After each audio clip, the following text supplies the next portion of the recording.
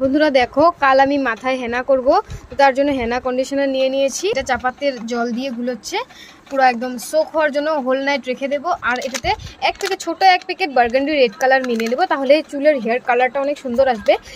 এটা কেটে তারপরে মিক্স করে নেব,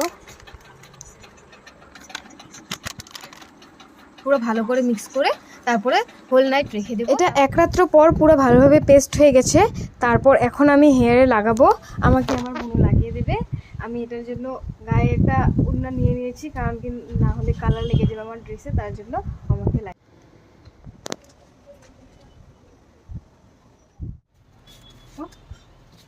ও আমাকে হাত দিয়ে লাগিয়ে দিচ্ছে। দেখো কিরকম করে হচ্ছে, আমি ভালো করে ক্যামেরাটা ধরতে পারছি কিনা জানি না। ফাইনালি আমাদের কমপ্লিটের পথে একদম, আর বেশি নেই, অল্প আছে। বা অনেক টাইম ওয়েট করতে লাগলো। আমাকে লাগিয়ে দিয়েছি। 2 ঘন্টা পর দেখো আমার চুল একদম শুকিয়ে গেছে, চুল ধোয়া হয়ে গেছে। এটা হচ্ছে চুলের রেজাল্ট। আর এটার মধ্যে কিন্তু শ্যাম্পু করা হয়নি এখনো, 2 দিন পর শ্যাম্পু করবে।